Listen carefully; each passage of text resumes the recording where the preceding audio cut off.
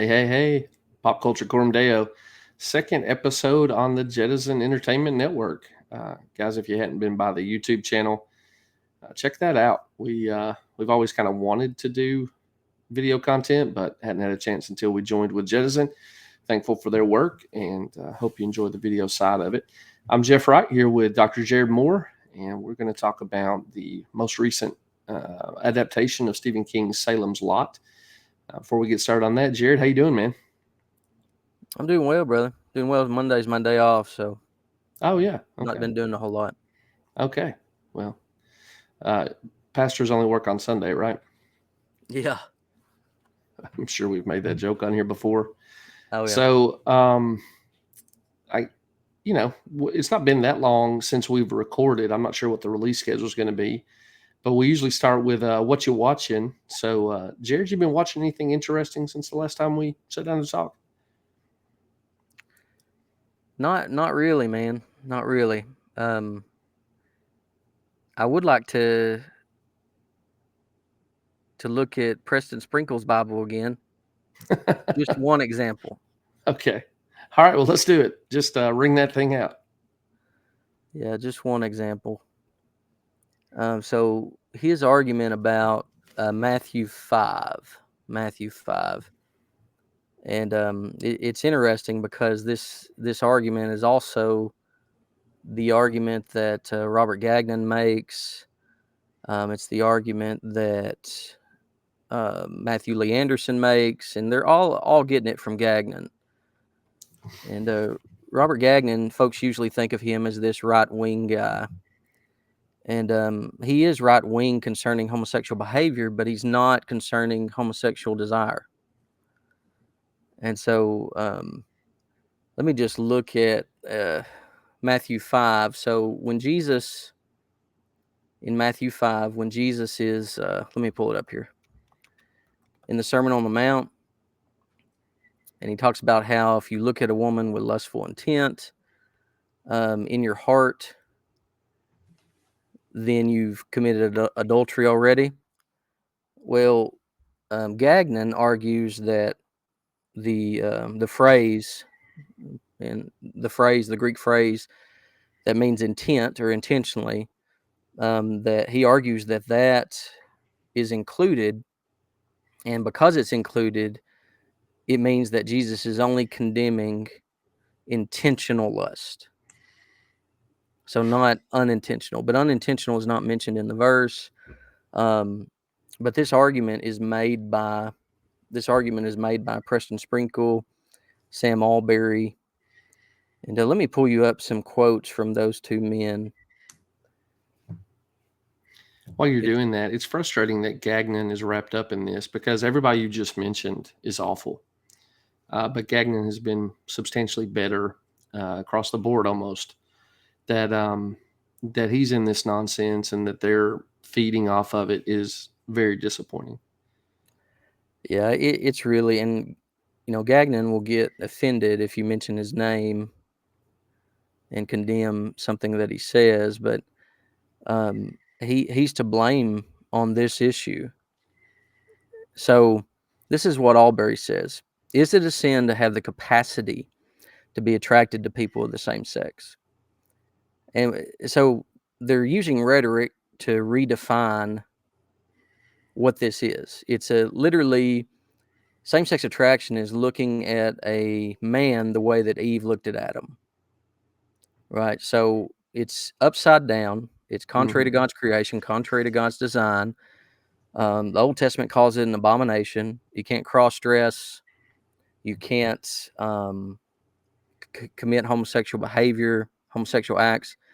The notion of homosexual orientation, all that is in the Old Testament and the New Testament is desire for the same sex, which you should have, a husband should have for his wife and a wife should have for her husband. But Alberry continues, he says, I would say on that issue, I don't think it is a sin. All of us will experience certain forms of temptation. Virtually all of us experience various forms of sexual temptation. We don't tend to choose the particular form temptation takes. Now, it's aggravating that, again, they go back to choices. We don't choose it. We're victims, right? Like Like there's this notion of it's not my fault, somebody else's, or it's just take responsibility for your sin. And he says, what is our responsibility is how we respond to temptation. The Bible is very clear that we need to flee sexual sin. The Bible makes a distinction between temptation and sin. Jesus in the Lord's Prayer says, deliver me from temptation, but forgive us for our sins. So the experience of being tempted is not in and of itself sin. Now, Jeff, tell us the principle of substitution, if that's true, what he's saying. Of course, it's just, I hate to be a broken record on this, but it immediately leaps to your mind once you understand it. So you mentioned it was rhetoric, right? So Mm-hmm. start that same paragraph by saying, is it a sin to have the capacity to experience attraction for a child? Yep. Absolutely, it's sin, but these guys would have to say Absolutely. no. Right. Right. Um, it it's so pernicious. It's ridiculous, that you kind of have that same you have a Venn diagram with those guys that there's ridiculous and, like side-splittingly funny in their ridiculousness, but then truly evil. And, everybody you name there, other than Gagnon, has shown themselves to live right in the pure center of evil, and deceptive, destructive teaching. And so it's just amazing to me that they can kind of get away with this stuff. I'm hoping your review, some of the stuff we're doing here on the podcast, will start showing people just how malicious the teaching in this study Bible is, and that it will become kind of a byword in evangelical circles. That would be a gift of the Lord to us. I You mean, know, that's the goal. yeah, and you think about I'm shaking the table here. You think about someone saying, well, I have this capacity to look at pornography. Every one of us agrees that that's wicked. Everyone who's ever participated in that, myself included, we know not just the, going to consume the content is wicked, but the desire to do the wicked thing is wicked. But for some reason, you're supposed to set aside these abominable appetites and treat them as evangelicalism's special sin.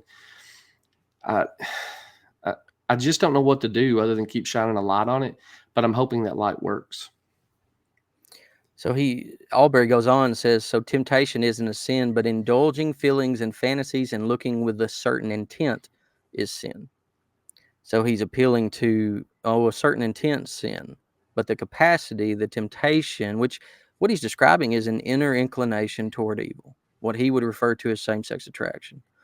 Now, Sprinkle, what he says in this book, he says concerning Matthew 5, when Jesus says to look at a woman with lustful intent is sin, right? He says this. He says the Greek phrase behind the word lustfully can be translated as with the purpose to lust. There's an intention behind the act, a desire to have sex with a woman. This is more than simply noticing a beautiful woman or man. Like, wait. More than noticing a beautiful woman or man, taking note of their body, their hair, their smile. To feel a spark of excitement over the head-spinning beauty of another person isn't necessarily lust, but it could lead to lust.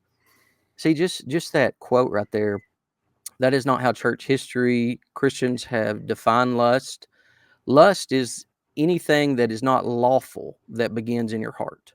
That's what lust is, concupiscence, right? It's original sin moving, or as the Westminster says, a motion of original sin. And so the beginning of it tells what it is, but also what's the goal. If that Mm, was lawful, what would you do? Well, they say, oh, I'm not wanting to have a sexual relationship. Well, you're not wanting to have Bible study with the person. Like, what is the goal? If your heart could do it, what would it do? Right? right. They're just saying, I'm just noticing their body. I'm not married to them. I have a sexual attraction to this person. Like, what is a sexual attraction? Right. And then there's also the bolstering of the command we're talking about in Matthew 5 that Jesus adds on that says, if your eye offends you, Yeah. pluck it out. Yes. And so there is something about the visual recognition that is, I mean, Jesus actually attaches it to this. You have to just kind of scrap all the context. I mean, it's hard to do even if you took an isolated text, but you particularly are in trouble when you start looking at the context. And it's like they try to pull out some little bitty phrase and build an entire doctrine on it without looking at anything other than their particular historically aberrant reading of the one text. Amen. It's I mean, it's what false teachers do. Yep. There's a kind of false teacher who shows up and says, "Hey, Galatians, you should be circumcised if you really want to be a Christian," right? That they're just kind of upfront about it. But there's a lot in Sprinkle's camp, Alberry's camp, Matthew Lee Anderson's camp, who want to sell you the sheepskin that they're wearing and say, "Look at me, fellow evangelicals," and end up destroying people once it's too late to get away from their teeth. So the rebuttal, based on what you just said, is they have to create a category that exists prior to the eye that is not sin. Hmm.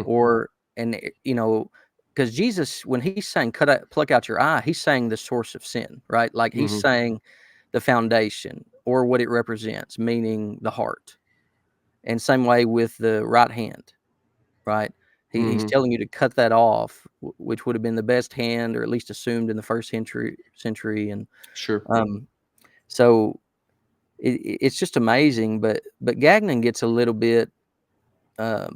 He talks concerning the Greek and argues that that same phrase Jesus uses is used earlier in the Sermon on the Mount concerning, or it may not be in the Sermon on the Mount, but it's a few verses earlier that talks about practicing your righteousness before the Pharisees. And he uses that same phrase about intentionally practicing your righteousness. And so he says, see, the reason why it's not sin to practice your righteousness. So if you take the intent out, and then he makes that same statement about Matthew 5. If you take the intent out, what you're left with is lust, according to the Greek. Like the literal word for lust. In a negative context, it means lust. And so it can mean desire, but in that context, it means lust. And so Sure. comparing lust to righteousness is, of course, baloney. And then elsewhere in the Gospels, it's in, let's see here. It's in Mark 13:22, the same phrase. This is what Jesus says. He says, "For false Christs and false prophets will arise and perform signs and wonders to lead astray, if possible, the elect." And what's interesting is that phrase that means intent is the word to lead astray, is how it's translated in the ESV. And so in order to be consistent with what they're saying of how to interpret this, that, Jesus is not condemning the false prophet or the false teacher. He's only condemning if they intend To to lead deceive. people astray. So if they do it accidentally, it's not sin. Unintentional leading astray for the false prophet, which is what he calls them at the beginning. And that's an odd thing, considering we have Christ anticipating, "Lord, Lord, did we not do these great things in your name?" And he says, "I never knew you," and away to the fire prepared. Right? I mean, it's not like Jesus goes soft on guys who maybe authentically say, "Oh, I was just deceived. I didn't understand better." I mean, he takes these things very seriously. Like, you ought to, if you're going to say something in my name, you ought to take a few minutes to make sure you're saying the truth, right? Or if you find that you have erred, you should take time to say, "Hey, I got that wrong. Let me correct the record." But enough about Josh Howerton. The point being that sort of naivety, feigned or legitimate, isn't enough. God holds people who speak in his name very responsible. Well, they're making much of this phrase with intent, because earlier Jesus says, earlier in Mark 13:6, this is 16 verses earlier, Jesus says, "Many will come in my name saying, I am he, and they will lead many astray." And he doesn't use the intent phrase. So he condemns leading astray without using intent. Yeah, that makes sense. And then later on, he puts intent in there. Yeah. And so, but they're acting like, Gagnon is acting like, if the intent is there, if that's added, then it's not condemning the unintentional part. But Right. that's not what happens in Mark 13. Right. That's not how it's used by Mark. And um, it's frustrating because Gagnon should know better. He should know better biblically Yeah. on Right. this. He's Yeah. very sharp. I mean, but he's flat out wrong on this, and he's a semi-Pelagian on this. Preston Sprinkle is a full-blown Pelagian, and Albury's semi-Pelagian as well on this. They're arguing for this category, and by semi-Pelagian I mean Gagnon would tell you that it's sinful, that same-sex attraction is sinful, but what he means is that it will become sin if you submit to it. Yeah. So it's not sin. He wouldn't say it's good, but it's not sin. And so by saying it's not sin, he's denying the doctrine of original sin. He denies that it's morally culpable, and that when it moves, it's morally culpable. Is Gagnon Roman Catholic? No, Gagnon, it's funny, he has a PhD from, I think it's a PhD from Princeton, and he taught at Pittsburgh for, I think, over a decade, theological seminary, which is a Presbyterian seminary. And then he went to a Baptist school and said he's always believed Baptist concerning baptism. And now I think he's at a Wesleyan school. I don't know why it didn't work out at the Baptist school. Um, but I'm hoping he'll come around on this. These other guys, so Gagnon is convictionally this way, meaning he believes this is what the text teaches. Right? Yeah. I just asked about the Roman Catholic thing because I think you run into this sometimes with those guys where Yes. their doctrine of original sin is semi-Pelagian, if not Well, worse, they and then believe baptism does stuff. baptism takes the guilt away. So Yeah. Gagnon is semi-Pelagian because he believes there's no guilt there to take away. Hmm. So that's the That's just semi-Pelagian. If you don't think there's guilt to take away, wouldn't that sounds more like to this layman? That sounds more like full-blown Pelagianism. well, my understanding that he would affirm a form of prevenient grace, Hmm. if I'm not mistaken. Now, I may be wrong on that, but it's not Pelagian in the way that Sprinkle is. Gotcha. Sprinkle, I don't know that he would even identify it as sinful. He says it's good, like you can sanctify that revoice movement. You can sanctify your same-sex desires, the pursuit of same-sex beauty. Now, Gagnon doesn't say any of that junk. He rebuts revoice theology. But anyways, the Preston Sprinkle Bible, do not buy it. Encourage anyone who reads it. It's funny that you mentioned our last show, the proof texting that goes on in this, but it's the whole thing. I mean, there are some good things that are in this, but it's much worse than I anticipated. So, Hmm. but that's just one example. But you see this with all these guys. They want to correct what Jesus said, and Yeah. so Yeah, that's ridiculous. But again, it's not just like some kind of innocent error. These people are out. They've had every opportunity in the world to be corrected, to change the narrative, to change their teaching. You've literally been in a online interaction, like on his podcast, maybe with Sprinkle. I mean, yeah, this guy's under condemned, or rather hardened condemnation, and as such, ought to be treated like the enemy he is. yeah, definitely, man, definitely.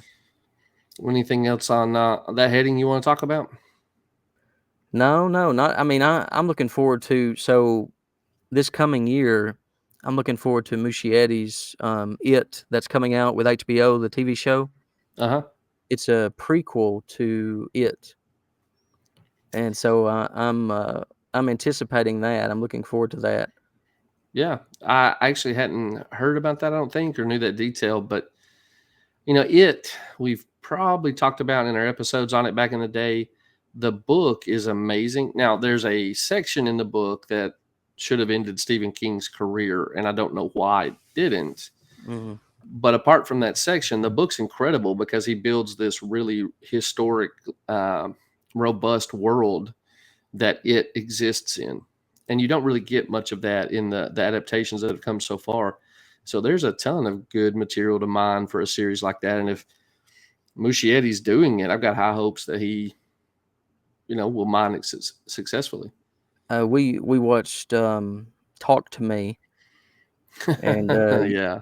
you said that it's legit scary, and man, it was like within the first 5 minutes, I screamed out loud. The whole, like, all of us did. My wife had looked away from the TV for a second, and so everybody screamed, Yeah, like, except for my wife. And it kind of sticks with you. It's super creepy, super sinister, nothing redemptive about it.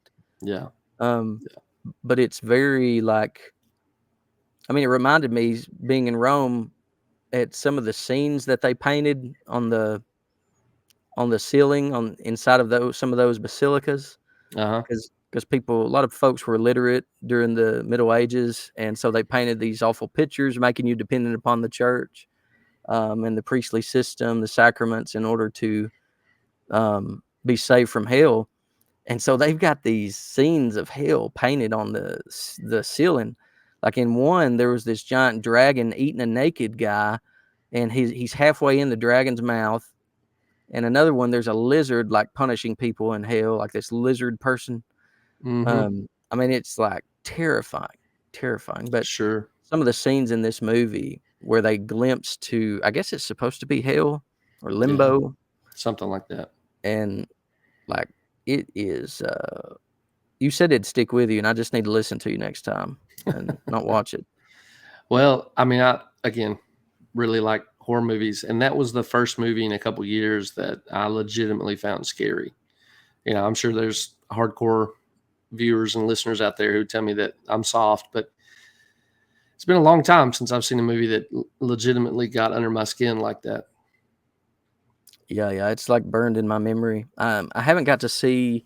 Is it Speak to Me? I haven't got to see Speak to Me yet. Hmm. But I hope to see it soon, and maybe we'll get to talk about it on here. Yeah. Well, the only thing that I've been watching since we talked is this animated movie, Wild Robot. Have you seen Hey, I that? saw that. Yeah, go ahead. I found that I actually kind of want to talk about it on an episode. Okay. I was pleasantly surprised. It's a beautiful movie, and I don't want to give too much away for the future, but I was surprised at like the message of becoming human by being a mother. Doing what mothers should do and the way it changes you. And honestly, it's one of those movies where I'm like, did they know what they're doing? Because my read on it was that it's like anti-feminist programming. It's like power through the narratives about womanhood that you've been given your whole life, and see what the alternatives are. And so I just came away. I mean, there's some dark stuff in there. The mom who's a possum is pretty dark. Um, but the overall thrust of the narrative, I was very pleasantly surprised by. Did you have a similar experience, or did you Somewhat, different? somewhat. The its emphasis on nature needing humanity. Now, it Yeah, wouldn't frame it that way, but that, I mean, that's what goes on. Like nature needs um, a caretaker. humanity. Yeah, Yeah, yeah, a caretaker, and also um, nature is like they're like humanity is other than nature or other than the animal kingdom. You see that especially when all the wild animals get in a room together, mm-hmm, and mm-hmm. they're having to like correct and like, hey, no, this isn't what you do here to survive. Right, Um, right. which of course that's ridiculous, but um, yeah, yeah, I'm with you on that. It makes you wonder though if they're saying that um, humanity can't do this.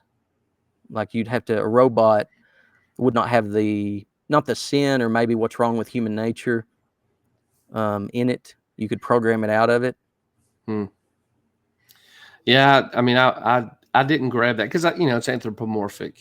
So like the possum there is clearly supposed to be like a mom with a huge family, worn out by it, right? She has like the negative takes, but she connects it directly to the human experience of child rearing, right? That you just do what they need you to do and things like that.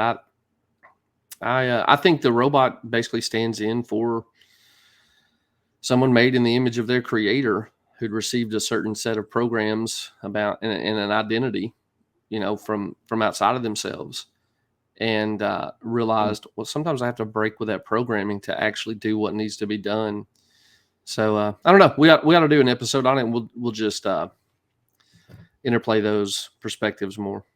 Sure, we'll go back and forth. Yeah. All right. Well, I think that brings us to the feature film we're talking about here. Unless, am I missing anything for? So sorry to interrupt. No, I I had think we're ready to forgotten move what that's. forward.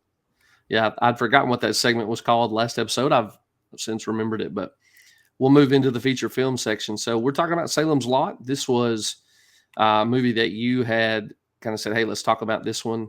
Watched it at your recommendation. I'd seen the original way back in the day, and came away pretty impressed with this one. So I tell you what, Jared, with Salem's Lot coming up, listener, viewer, this is your spoiler warning. We're going to get into plot details.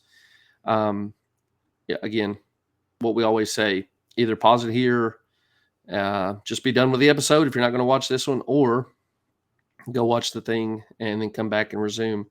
But Jared, that cues us up for conscience issues. I'm going to kill my side of the video because I need to renew my Zen, and then I'll pick back up with you after the conscience warning. Okay? Yeah. So the conscience issues are there's language and there's violence. There may be a little innuendo, but there's no nudity, no sexuality to speak of. But your listener, you're responsible for your conscience, and so. But those are the main issues.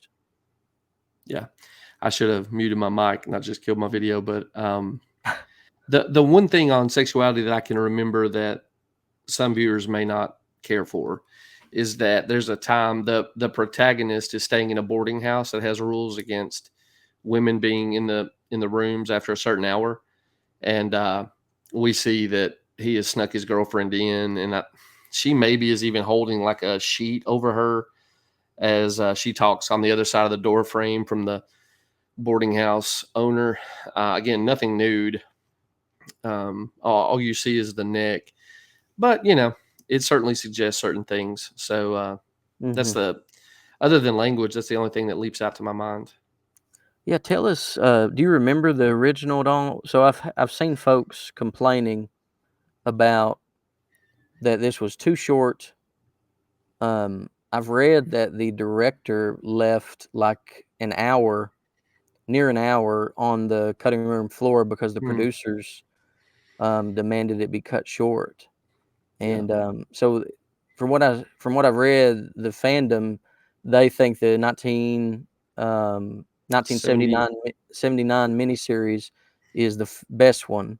This is the Yeah. second one, and then the 2004 miniseries, Rob Lowe's miniseries wasn't is third.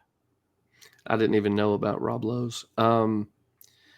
Yeah, so I've seen the original. I've read a ton of Stephen King over the years. I like this remake so much that I have never read Salem's Lot, the novel, because while I like the original miniseries, just vampires. I'm not super interested in vampires, but I went back and started reading the novel, and I'm not super deep into it. But yes, there's a very good argument that this should have been a miniseries. Salem's Lot has a really robust world. There's a lot more. The protagonist is a much more robust and well developed character in the novel, and I like the original. There's two scenes or one scene that's common to both of them that I know for sure, which is not to get too far ahead, but when a little boy is turned to a vampire and he goes to his friend's house Mm-hmm. and tries to basically attack him. Um, it's scarier in the original, and the original is just kind of an iconic horror content moment.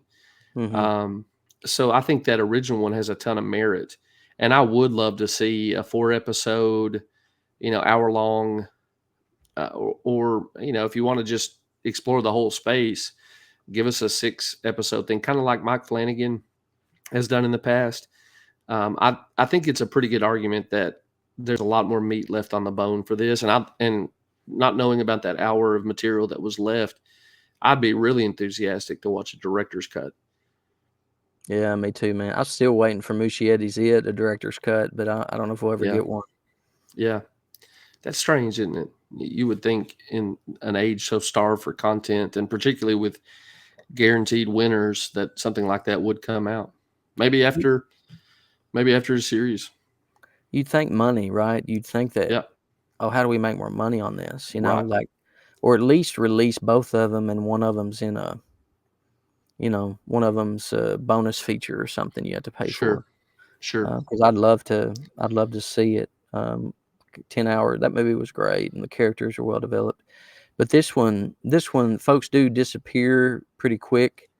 You don't really have much background of Hmm. the head vampire at all. Like, he Yeah. just kind of appears.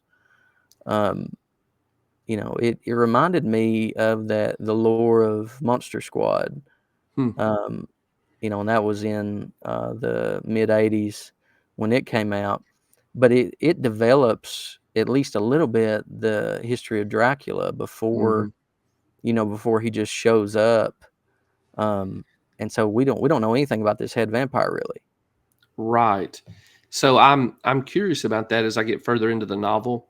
So I'm reading this illustrated edition, and I don't know if he's done it for lots of different editions, but Stephen King writes an introduction to it, and he says what he wanted to do was redo Dracula. He wanted to combine Dracula with Moby Dick, and that's why in the novel you'll see like press clippings and sort of like journal entries and things like that to sort of bring you into the world of the people who are experiencing the Salem's Lots event.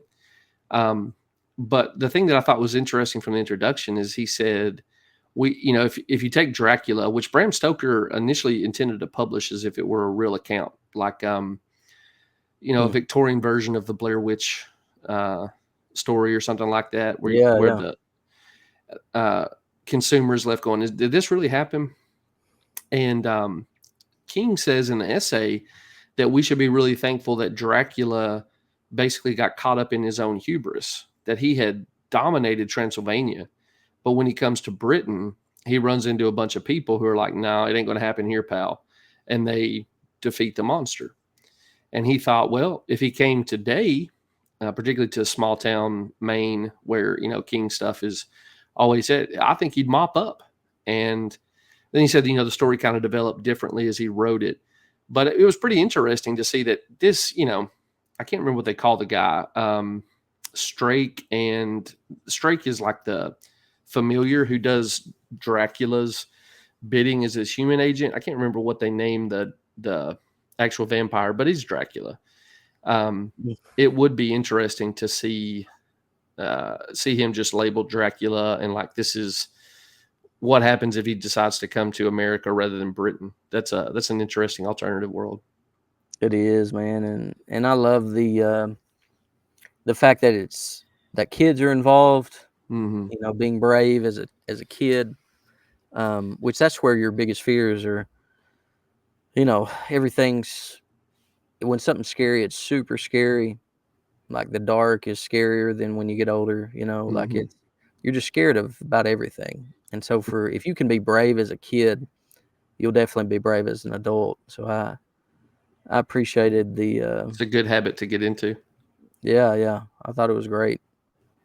Yeah, it's interesting with this movie. So I think the novel was written in 74, and I'm sure we'll talk about this more, but it feels like a throwback to classic vampire lore, crosses matter, holy water matters, things like that, right? Hmm. But also, you can't help making kid involved horror now without being influenced by Stranger Things. And so it's kind of become recursive. Clearly, Stranger Things is drawing on works like Salem's Lot, but now as the material is being readapted, they're pulling those same things in. And the young guy who is kind of he's like a nerd, but he just decides he's not going to let the monster win. Um, he's like a better version of the Stranger Things kids. Like I'm never left like, gosh, he's foul mouthed, or why is he spending all this time moping around because he doesn't get to be gay with his best friend? You just get to enjoy rooting for the kid. But I'm sure they're drawing on Stranger Things as well. So we're in a cycle where creatives are now consuming themselves. Like it's become an Ouroboros where the snake's eating its tail. Just an interesting dynamic for this. We're talking It's all hard. around the movie. So do you want to jump into the order that we go through, or do you have some more introductory comments? Yeah. Going back to your point first, though, like it kills. It's kind of like Christian publishing, right? Like Mm, there, there's something to be said about doing art for art's sake, um, like people doing it and doing it well, and then yeah. trying to earn money. Hmm. And this other notion is, we're not doing art for art's sake. We're doing it for money. So whatever sells, that's what we're going to create. And Hmm. what you end up with is what you're saying. You end up with spin-offs of whatever has made the most money. Hmm. And it's not really true art. It's not trying to do things better or unique, or it's a money grab. Yeah. And you see this with Christian publishing, and that's why Christian publishing is so bad. Where the question is not what will benefit the church the most or what is needed, it's what will Hmm. sell. Yeah. And it's brutal. Yeah. That's black. Yeah. That's dark. But yeah, Well, man, creation, fall, redemption. yeah. I mean, what do you see of creational goodness here? I think it's our world, but it's right around 1975. Normal world, kids and adults are good, contrary to some of King's other books, where the adults are kind of ambivalent. They were tortured as children by it, and they were too cowardly to fight it. I liked this one uniquely because you have both children and adults fighting together. Yeah. Yeah. I mean, he does it all the time, but it's part of what I like about King. It, I think I've said this before, but King writes nostalgia really well, and his material conveys nostalgia. I mean, it was contemporary when he wrote it, but kind of small town Americana really comes through. And Stephen King's become a moral monster. If he ever wasn't, he definitely is in the post Trump era. Um, but there's still something in there of like the goodness of community, the goodness of the American way of life, the goodness of small towns, camaraderie, multi generational uh, friendship. There's just a lot of that good stuff that's there, and that's part of what made this such a pleasant watch. Yeah, he nails what it was like to grow up in the 70s and 80s. He just really nails it. That's really what it was like. I mean, and us looking back, I mean, it makes you long for those days. We had a lot of Yeah, good time as kids. yeah. I mean, it's nice to go visit a world that is still culturally homogenous in some ways, right? Like that's not been subject to the chaos of mass immigration and invasion. Um, these people have very real differences. A lot of them are very flawed and fallen individuals, but they all exist in sort of the same value network until they're invaded by an outsider. And again, there's exceptions. There's some that are more prone to kind of give in to the machinations of the vampire. But it was just nice to drop back in and be like, oh yeah, man. Remember when it was weird when a kid was preyed upon in the street rather than showing up in your social media feeds with another story of a kid being attacked on the street or being abducted or whatever it is we've experienced as the culture continues to decline, not just because of like immigration stuff, but in our hard-hearted rejection of the Lord who gives us the values that actually lets us live together. I really enjoyed that. Hmm. Yeah, and it's a positive view of Christianity. I mean, broad Yeah. Christianity. Yeah, let's save that for redemption. I wanted to talk about that too. What do you see in here that's fallen? Um, I think that as far as what the story's arguing, Kurt Barlow, the head Hmm. vampire, That's when he it, Barlow. starts kidnapping folks, turning them into vampires. There's this. I mean, that's the clear evil. That's the Hmm. fallenness. Like you said, the community is being destroyed from within because of Yeah, and they're this evil presence. yeah, and after I think his name is Straker. I'm not sure if I've got that right, but it's the other name in the furniture store they open together, and he's the guy who's dressed to the nines, driving British cars. Once he dies, there's this character who throws in with a vampire, and becomes the next agent. And so there are people like that, and it is a product of the fall that they will give their allegiance to evil for whatever their motivations or gains are.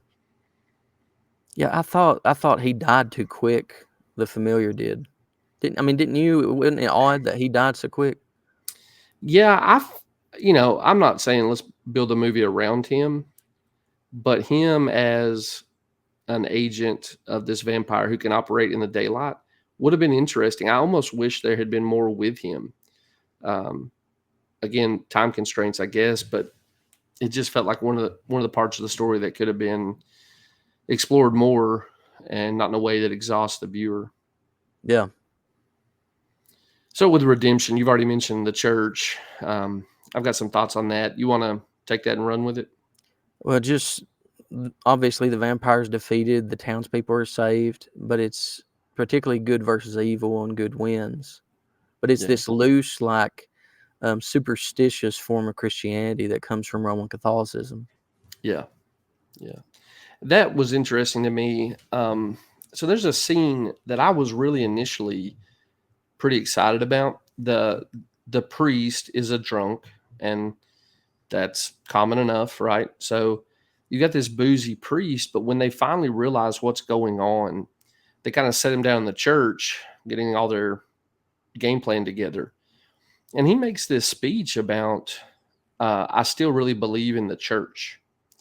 And there's a power to it. And it's sort of this guy saying, I'm a failure, but I actually believe in the Christian organization I'm connected with.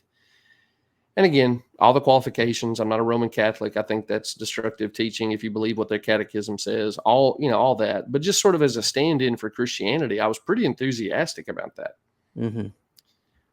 Well, later on in the movie, he is face to face with Dracula, and he holds up a cross. And here, one of the things I liked visually about the movie is that the cross brightens when a vampire is present. It's like Bilbo's sword when orcs are nearby. The cross he's holding lights up, but then it fades, and the vampire tells him, you don't have faith, so why am I supposed to be intimidated by your cross, right? And so, okay, narratively, if you actually have lost your faith, the externals aren't going to matter. That could be interesting, right? That could be a narrative device that is compelling to consider. But you also have that scene in the basement when the mom has become a victim of the vampire. She's turning, but she hasn't turned yet. And you've got three characters in there who have no evidence of Christian faith whatsoever. And what they're trying to do is tape up to tongue depressors to make a cross to fight her with. That's the whole, drama of that scene. And theirs works. You remember? Yeah. And clearly they're going to have less faith than the Catholic who just told us that for all of his personal failures, he still believes in the power of the church. And I kind of thought that was one of the times where the storytelling got lazy. You can't have, there's objective power in the form of the cross, so much so that you can just tape sticks together and it matters, and also have a legitimate religious object that doesn't work when the guy starts doubting that it does work. It's either got to be objective or subjective, and they try to do both. And that's one of my criticisms here. The understanding of how faith ties to externalities is really inconsistent. It may be that because of the priestly order, the sacrament of the priestly order, that it's extra heinous for a priest to lose his faith versus someone who's not a priest. So a little faith Maybe. compared to, But he had just got on the record about, I still believe in the church. yeah. I just don't get maybe that's what they're going for. I don't think it was communicated particularly well, whatever they were trying to do. Yeah. And maybe it's because maybe it's the difference between fighting the head demon or the head vampire versus one that has been turned. Yeah, and see, even if that had been like the narrative exposition, I would have bought that. I would have been happy to, suspend disbelief or whatever and buy that. But when there's actually dialogue that says you don't have faith, this doesn't work, I just think they undercut the possibility to read it that way. Yeah, it reminded me kind of Lost Boys. Mm-hmm. They try to do all that stuff to the head demon, and he tells them that because they couldn't understand, he had a reflection, like all this stuff. They fed him garlic, and he was fine. And he tells them later on that because they let him in their house, that it rendered them powerless. All their stuff didn't work. Yeah. So it's interesting. Like, but yeah, I think you've probably found a hole in the storytelling. Yeah. Uh, Here again, if you're going to be cutting stuff and editing, that'd probably been a good edit. So what about redemption? What's the view of the world after the evil's defeated? Well, when the town is saved, that bad people no longer harm others. The vampires are the immediate threat, but there's still evil besides them. Like they present the bullying among children as an example. When all that ends, and of course that can end, because there's no heart emphasis, heart change. But I mean, it's largely a moralistic movie where there's a Yeah. clear good, clear evil, and I appreciate that much about it, and I enjoy the lore. I used to love vampires, the stories before everybody went vampire nuts, and then after that, I loved the original Walking Dead. Like the first season was incredible of zombies, and then everybody and their brother started releasing knockoffs, and Yeah. just got away from it, man. And I haven't watched anything to do with zombies in a decade, probably. Yeah. Yeah. And No, I really resonate with that because you said the town is saved, but most of the people are dead, and the people who are alive drive away. yeah, Um, this did turn into kind of a zombie movie at the drive-in. yeah, You know, um, and so I enjoyed both of those. I think I'm with you in that these are these are stories I like, but the more you adjust the tropes, and they're tropes. The more you adjust the tropes, the less interesting they get. So, like, the quintessential example is Twilight with sparkly vampires who are the good guys, and it's basically a superpower. And it's okay that he's hundreds of years old wanting to date a teenager. When you start doing all that stuff, you make the trope infinitely less interesting. hey, I found this spend Go two ahead. minutes spend 2 minutes telling us about you watching Twilight in the movie theater when he sparkled. Yeah, so I didn't know that particular element. And so I hate that series. But I went with some friends, might have been some of my family, to watch it one rainy afternoon. And there's a scene in the movie where you find out he doesn't want to avoid daylight because it'll burn him. He wants to avoid daylight because he sparkles, and it just caught me, and I started guffawing in the movie theater, and all these thirsty moms who were like, this was their excuse to engage in lust towards these teenage boys. Man, I got daggers. I thought I was going to fight my way out of a bunch of wine moms in a small town movie theater because I laughed at the sparkly vampire. But dude, it caught me cold, and I thought, of course, this this female erotic literature turned into pop culture material. Of course, the vampire is going to be glittery, and that was the wrong choice to express in that movie theater on that day. That's a wonderful story. Yeah, I really it got ugly for a few minutes. There was some real hostility in the theater.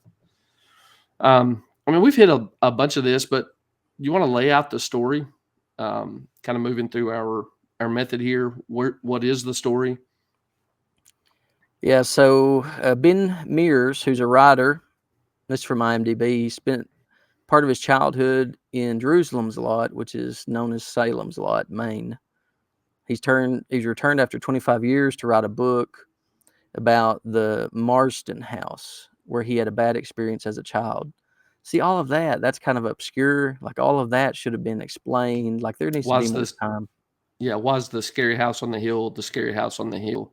Yeah. Again, it's very well developed in the novel, and I don't think it would have taken that long. You could have done it in the real estate agent's office when he asks about it, but Yeah, they some just kind of sort of blow past it. even an introductory narrative, like, you know how Hmm. they describe, like, they have these story they tell a brief story at the beginning, like, you could have someone narrating it. You could have even the familiar narrating it. I mean, the Yeah. guy who died, so Hmm. who died quick, but he Hmm. discovers that an ancient evil has come to the town and is turning the residents into vampires, vows to stop the plague of the undead and save the town.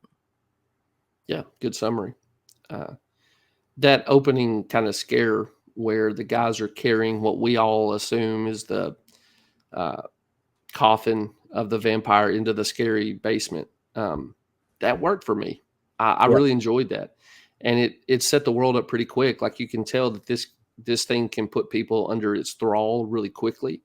Mhm. But when you expect them to be destroyed by opening the casket, they do get out of there. And it was just, stuff that you've seen in movies before, but nobody was trying to be super original. Nobody was trying to subvert expectations. They just kind of did the thing. And I really enjoyed that. I was thankful for that choice. Yeah, it like they took bits and pieces from every good vampire movie and kinda Yeah. put it together, you know? Yeah. Yeah. I mean, I think there's a reason that the source material has worked for millennia. This is folklore that dates back to the most ancient of recorded history. It's universal across cultures. Now, different vampires and different cultures had different kind of emphases and things like that. But clearly, humanity finds those stories compelling. And if you can stay close to it instead of covering them in glitter, I think you've still got stuff that people are going to respond to. Yeah. Yeah, I think so, man. All right. So, where do you see yourself in this story? You talked about the protagonist a little bit. Is that where you find yourself in the story? Yeah. Yeah, him or the kid, Yeah. um, either one of those, I hope that I'm willing to where there's evil to stand up and fight it, and I appreciate that. They assume that they've got to fight it, they have a responsibility, and so I think that's good, and then the elderly man did a good job. I thought he's a The bit teacher. Yeah, I thought he was a bit foolish, though, and some of his I don't know, some of that scene, where the vampire's too slow or walking like Michael Myers or something, like, I feel like he could have just, ripped his throat out anytime he wanted, but didn't. Yeah. Um, Other than that, but I like that character. That guy did a good job. Man, that's exactly what I was going to say. So it's kind of a trope in Stephen King stuff that every protagonist is him. And this protagonist is clearly Stephen King. Oh, look, he's a writer. He's had some success. He's got ties to small town Maine. Like that's common for King. And this protagonist is easy to relate to. I've read some reviews online that said the actor was kind of bland. I liked it. I thought he did a pretty good job of being a guy coming back home. And I actually liked that he liked his small town and still kind of felt like where he grew up mattered. I just enjoyed all that. But the character I most resonated with, and I'm sure it's stage of life and my own responsibilities. Um, but yeah, the high school teacher. He's a dude who likes baseball, does his job at the school, tries to take care of his neighbors. Like when that young man is first victimized by the vampire, he's like taking him into his home, but he's also clever enough to be like, something's weird here, and maybe it's a supernatural evil. Um, I really mourned when he was taken off the map uh, and got added to the bad guy roster. I One more thing about world building, the scene shows up in the novel at the beginning where the kid faces off with the schoolyard bully. Sort of to your point earlier about getting the habit of being brave. And so the kid who knows how to stand up to a bully knows how to stand up to a supernatural bully. That that was good. But he has the bully on the ground, the kid does, and he's twisting his arm and he tells him to say uncle. And then once the kid does say uncle, he keeps the hold on and tells him to say, I'm a turd muncher or something like that, right? Mhm. And when the teacher gets there, it's great that he doesn't um, punished both kids.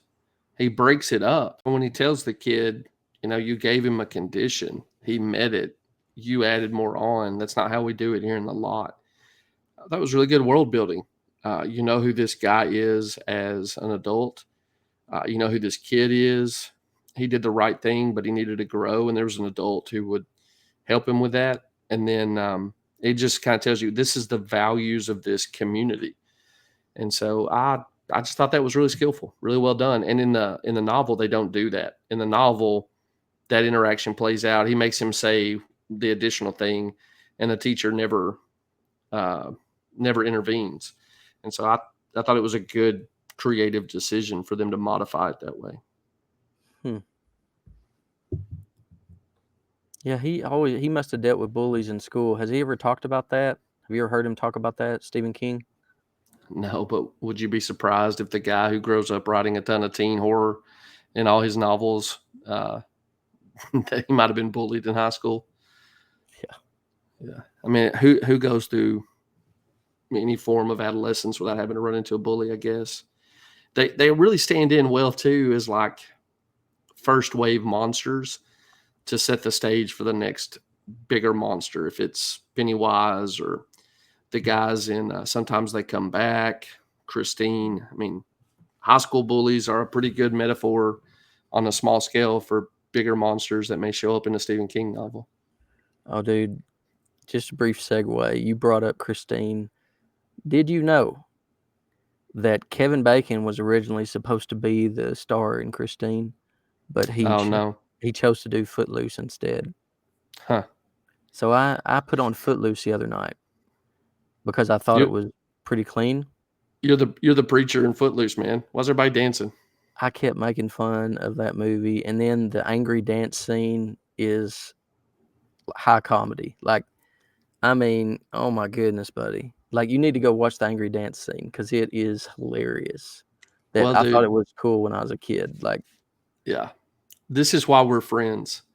80s culture is popular among teens. My oldest son is super into like 80s music. They asked if they could watch Footloose for a family movie night. So we sat down to watch Footloose, and I made so much fun of the movie as we're going along. My teenage daughter was like, I'm never watching this movie again. It's over. I'm done. And the soundtrack's incredible, but that movie is the dumbest possible narrative in the entire world. And I told him, I'm like, well, my only sympathies here are with the preacher guy who doesn't want anybody doing this stuff. He's the only character I relate to. yeah, he's the hero, right? Right. Definitely the hero. All right. So where do you see common grace in this one? When evil comes, you fight it. I think there's especially an emphasis on men needing to fight. There's chivalry here. I think that's a good emphasis. Like you said, this your neighbor's your responsibility. That's throughout this movie. I think all that's good. Now, I wish that there was a more. Well, we'll get to that. Distorted evil, false. The Roman Catholicism is what's false about this movie. The great evil. Yeah.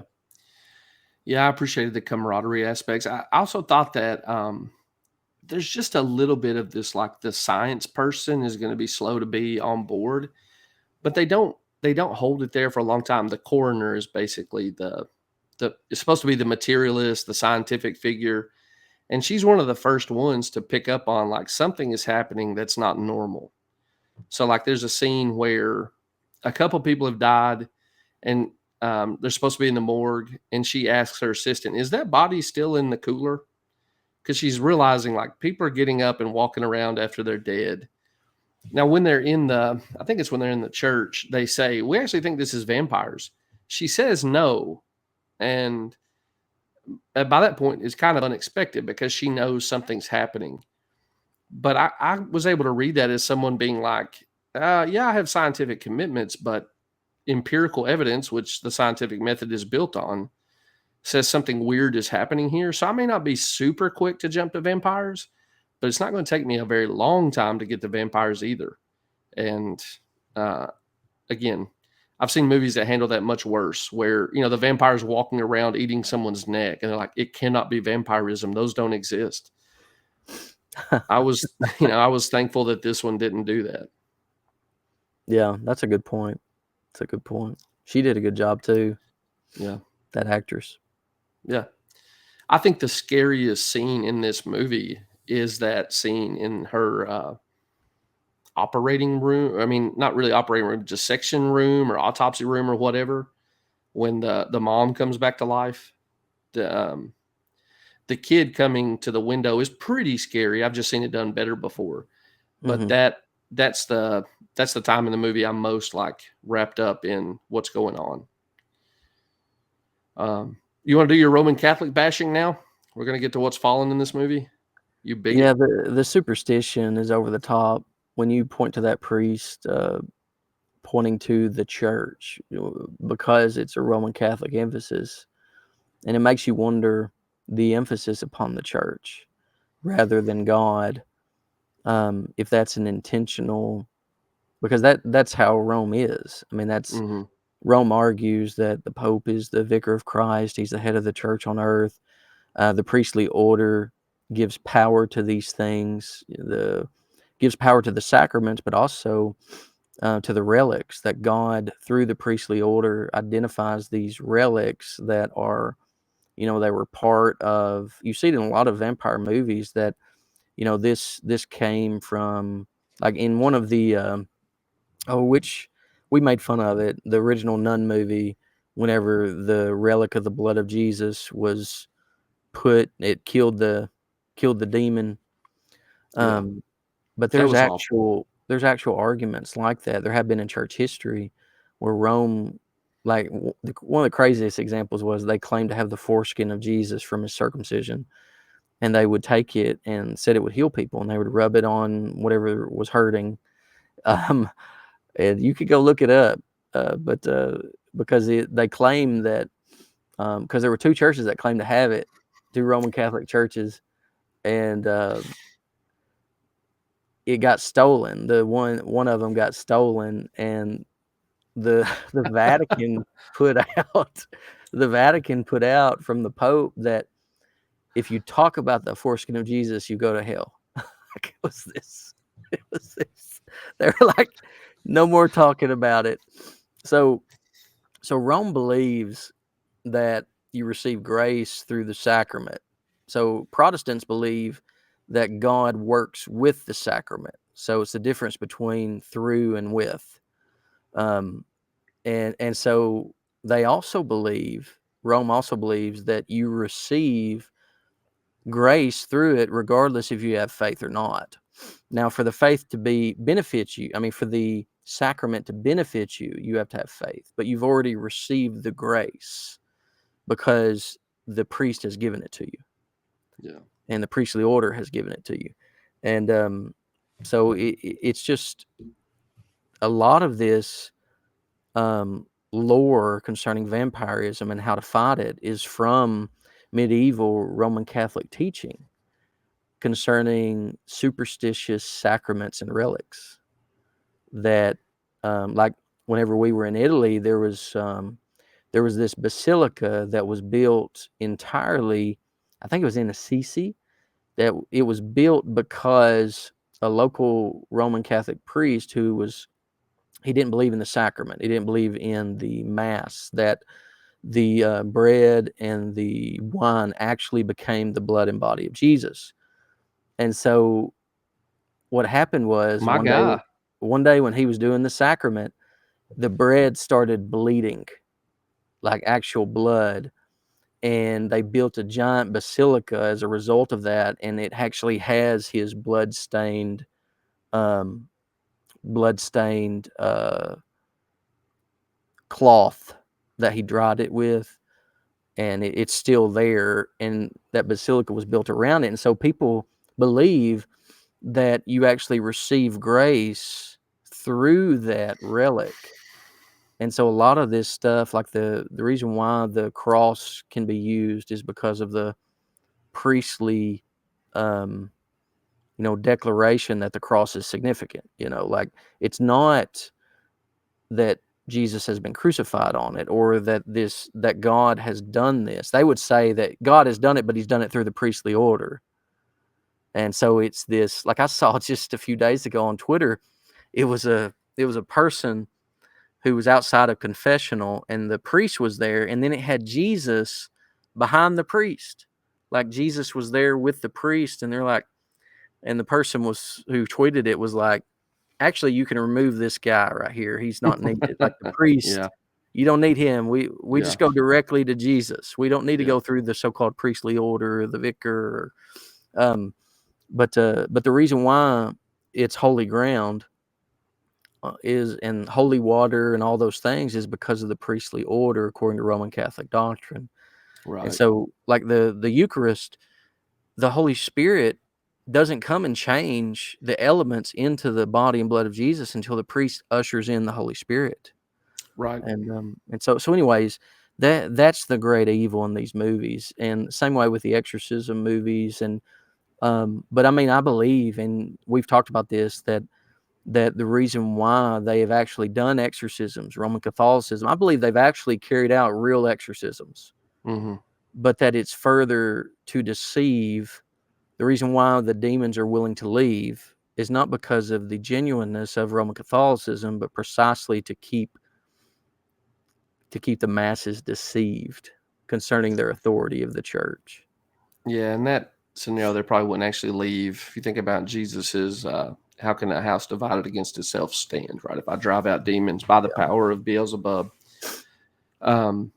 But specifically with that story you told about the bleeding bread, I don't approach that as a materialist. I just think the Bible has a category for lying signs, deceiving wonders. I'd love to get to do a DNA test on that bloodstained whatever, because I would like to know what the blood came from, how much like blood it was, whatever. Not because I'm a materialist, but I'd like to see what Satan's using to trick people with. It's crazy, man, over there, because like in one of those basilicas, they've got pictures painted of a guy named Saint Francis, Mm-hmm. and they compare his life to Jesus's life. Mm-hmm. Like, they have him exalted to such a point that there's even paintings of him on the foot of the cross. Like, his face is kissing the feet of Jesus, like he's with There. Jesus on the cross. And it's such an evil thing, and they don't even realize how they venerate these saints and how they venerate Mary to a wicked position that she would. I mean, God's going to set all that right, but these movies kind of encourage that. I'm like you. Just the broad Christian emphasis that's positive. I like that, right? Like, the way you fight supernatural evil is with supernatural good. Mm-hmm. But it's kind of lip service, though, Yeah. And even when it's mentioned, like, is God even mentioned in this? If he is, probably as a byword, Yeah. I appreciate you kind of holding the line as a reformed systematician there. I think probably I came away more positive about these elements just because horror has so self-consciously in the last 5 or 6 years tried to be post-Christian. Like you see this with a lot of the A24 stuff. It's a pagan god, and there's pagan exorcisms, and Oh, yeah. Christianity doesn't really work, and all this stuff. Like I guess I probably just too much enjoyed seeing a throwback to something that was Christian. But you're right in every one of those points. You can't kind of let Roman Catholic craziness go unchecked. It has to be accounted for when you see it show up. Mm-hmm. All right, so that brings us then to, how does the gospel apply, right? What would you say to someone wanting to see the gospel in Salem's Lot? Well, I don't know that you can explicitly see the gospel in Salem's Lot. I mean, you can get biblical principles. You can see biblical principles, good versus evil, the importance, the basic principle in Scripture: whenever there is evil, good men stand to fight it, to be courageous. And we have numerous courageous examples in the Old Testament. David as a young man, Daniel was a young man, Shadrach, Meshach, and Abednego. it's just throughout Scripture concerning courageous men. And I think that's all positive. But as far as the gospel, there's no redemption from sin. There's no hard emphasis. There's really no, I don't know that there's like you said, there's not necessarily a glorification either in this movie. There's a Yeah. lot left wanting. Um, but Christ is better. So the assumption would be this movie is that if you get rid of the evil, the town is good. But Well, this movie though leaves the town empty. The yeah, town's yeah, just been cleared out, and literally the good guys drive off. yeah. So there's no glorification. There's no, how do you fix what is wrong? Um, well, the evil has won in a sense, and I mean we need Christ to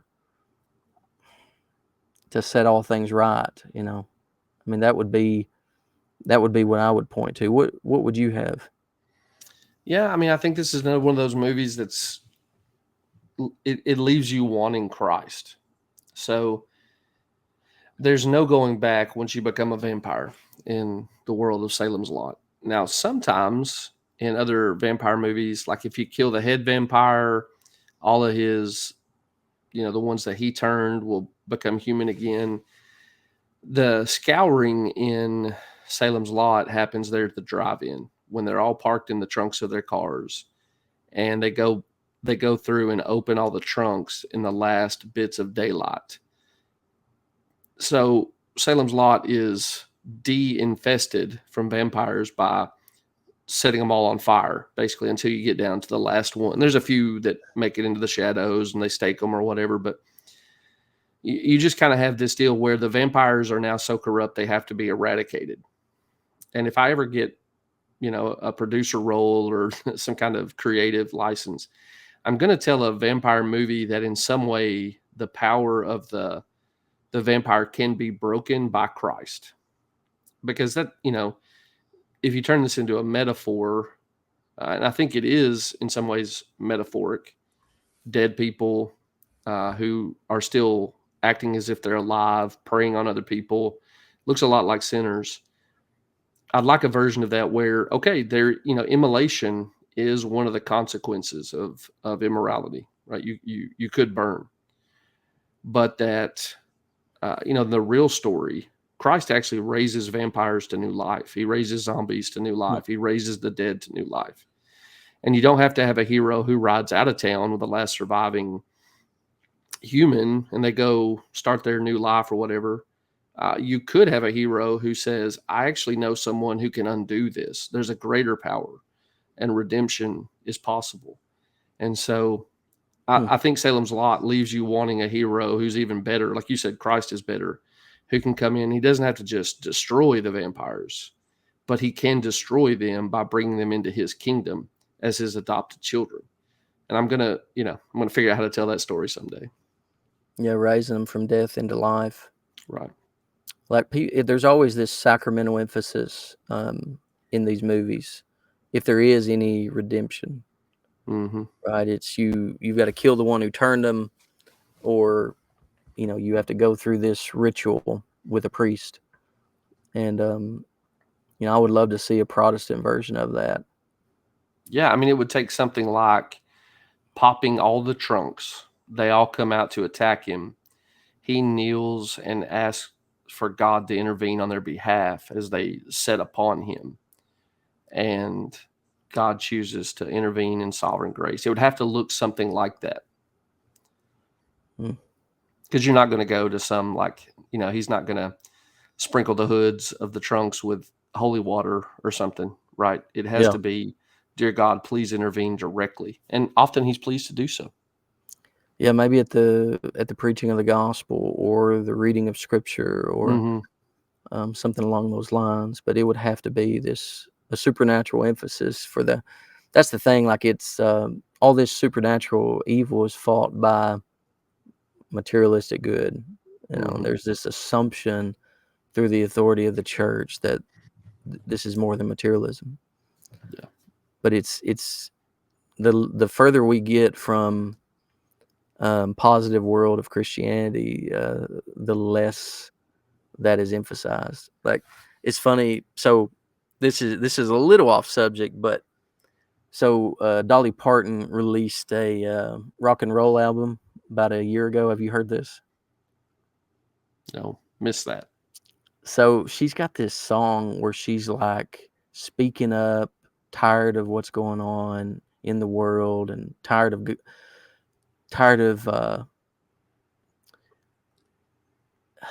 the language she uses. I don't know if she explicitly mentions God, but she says in heaven's name is as close as she gets to like taking a stand. I mean, it's just the most cringy, um, negative worldview of Christianity tried to spin in this positive, like, I'm going to take a stand. Oh, that's like killerism applied to country music. We need to do a deep dive on that one time, man. Like dealing Well, with. I love country music as much as I ever have. I've really returned to it in recent years. But this is a terrible trope in country music. They'll say God, they'll say heaven, they'll say the man upstairs. It's very rare that someone says Jesus. There's an artist I like named Riley Green, and he just a while back released a song called Jesus Saves. And it's not like a proclamation of the gospel. It's the story of interacting with this homeless guy. But he repeats the phrase Jesus saves multiple times. And I've highlighted it for my kids. I'm like, this guy actually says the name Jesus. Brad Paisley several years ago had a song called an album called This Is Country Music. And Brad's made some very bad choices in recent years.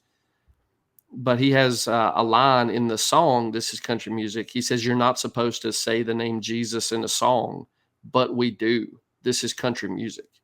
And I'm like, man, more of that, please. Let's actually connect the fruit to the root and be explicit about where the good things that country music uniquely documents and celebrates. Let's give credit to where the credit's due.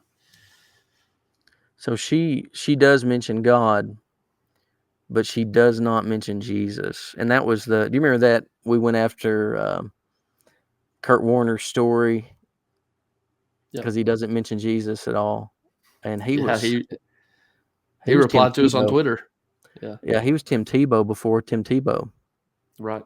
And seems to be just as authentic a believer, but there is something about pop culture elite circles that catechizes them into like, we'll take the name of God, but we will not stand for the name of Christ, which is why you have to be really dogged about the name of Christ. I like the guy, like Joey Bossa on the 49ers, put a Trump hat on the camera and got fined. Steph Curry's never going to be fined for endorsing Kamala Harris, but Joey Bossa can't be allowed to do that. And the other day, after a touchdown, the 49ers, or an interception, I think the defense got together and did the Trump dance. I love that stuff. I truly love watching them troll liberals, but it's inadequate. It's just, even that is less offensive to them than Jesus Christ is king. And that's what we got to get to. Yeah, amen, man. It's sad, though. Like, even in a song where you act like you're standing up for I mean, she would say she's a Christian, Dolly Parton. And the song is called, I think, World on Fire. Like, the world's on fire, burning down. When do we get ashamed of God? When do we get ashamed of heaven's name? And she won't say Jesus. It's just hypocrisy. Yeah, But that's bad. But I would love to see more explicit mentions of the gospel, of the good news. Yeah, I don't want to assign this to her without knowing, but she's beloved by like drag queens. She's one of the few pop figures who everybody is supposed to love. Yeah. And for her to be more explicit would jeopardize that. And it's just some people aren't willing to make that sacrifice of a constituency. But there are texts about this, about being ashamed of Jesus in a way that'll cost you and what the consequences of that'll be. And Paul says he's not ashamed of the gospel, for it's the power of God unto salvation. and folks are ultimately not wanting to present the gospel publicly. It's very obscure. They don't want to offend. There's a guy in my church who was asked to pray at an event, and a local event. This was like a decade ago. And whenever he was about to go up, they said, "Hey, man, would you just pray and not pray in Jesus' name?" And he told him, "Yeah, I'm going to pray in Jesus' name." And they finally let him go up. I mean, and he prayed in Jesus' name. But they were worried about offending one person. Mm-hmm. And so they wanted him to change what he Except the was one saying. person who's most important to honor. Yeah. You know, I think I've said this before. I don't think it's a sin to lie to the devil. Think about Pharaoh with the midwives, and you know, you would hide the Jewish person when the Nazis came looking. I'd be like, oh, that's fine. I'll be happy to get up and pray however you want me to, and then I'd say the name Jesus like 70 times. I would sound like I was being paid per Jesus name drop. But good for that guy. Yeah, he did a good job. All right, man. Let's wrap this thing up. You got anything else to say about Salem's Lot? No, I really enjoyed it. I'll watch it again and again and again. I'm gonna go back and watch the earlier ones, probably both of them, and try to figure out which one's better. The Rob Lowe version's rated better on IMDb than this one. Yeah. I guess I'll probably check that out too. I've been meaning, once I get the book done, I'll rewatch the old one, particularly when my kids starting to get interested in some horror. Like those TV adaptations tend to be the best ones to let your kids watch. But yeah, I'll check those out too. That was a good movie. And the guy worked with Muschietti on it, and maybe he worked with, not Overdahl. Who was the guy who did Annabelle Comes Home and the Shazam movies? Do you remember that guy's name? Not offhand. Yeah, he worked with those guys, and I feel like it kind of carried kind of a Mike Flanagan aesthetic.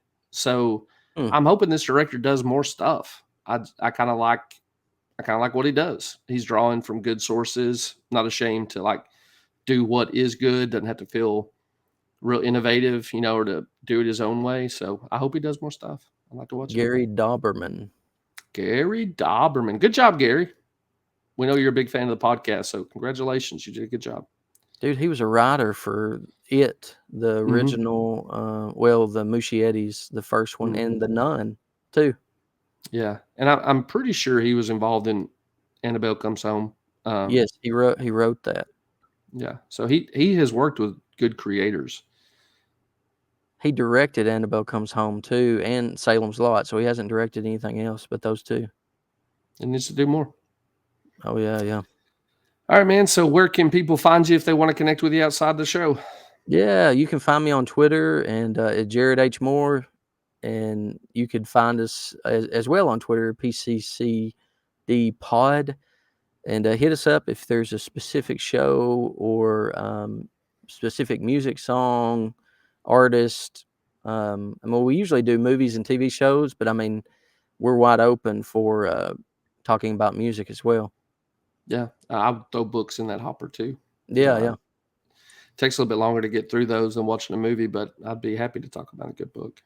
Yeah. I'm at Merely J Wright on Twitter. Check out the YouTube channel for PCCD Pod. Thankful to Jettison Entertainment for spicing that thing up and putting it to use.